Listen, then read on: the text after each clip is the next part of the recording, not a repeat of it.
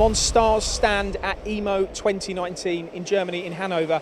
I'm with Matt Lee here from the UK, who you'll obviously know. If you watch our channel, you'll know that in the coming weeks, Star have an open house back in the UK at their HQ in Derby. And luckily, the machine that we're going to talk about has just become available, so we're going to be quick. Now, Matt, at the open house on October the 8th, 9th and 10th, we've been talking about promo, and you've got a new machine that's going to be on show, and it's this one behind us.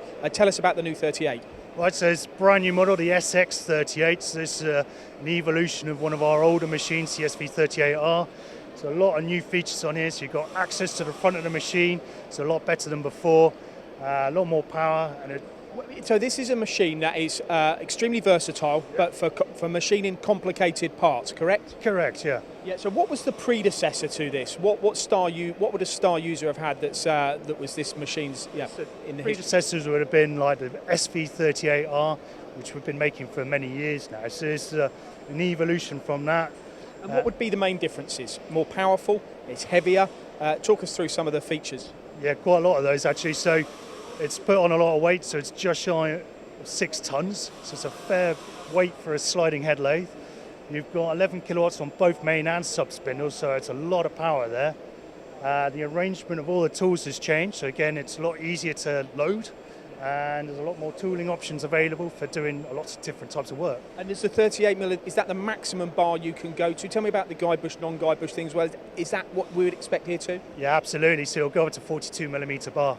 So you've got a lot of versatility on that as well. This is another example of Star sort of bridging that gap between the fixed head and the sliding head, isn't it? Making the machines extremely flexible. Lower volumes maybe as well you can achieve with this and still get good payback. Yeah, you can look at it in all sorts of different ways. I mean, we've seen Stars being used a lot more for low volume work just because they can do a lot less operations. You know, it's all one hit manufacturing.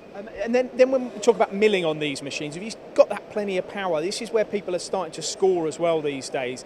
They're taking some of their prismatic components and adapting them to be machined on Star. Is that what you'd expect even more with the SX? Yeah, I definitely believe that as well. Just from what we've been seeing recently from projects we've done on the older machine, you've got up to 4 kilowatts on live toolpaths. There's plenty of grunt available, so you can take a lot of material out to the milling jobs and become a lot quicker. Great stuff. Not the only thing on show at the open house.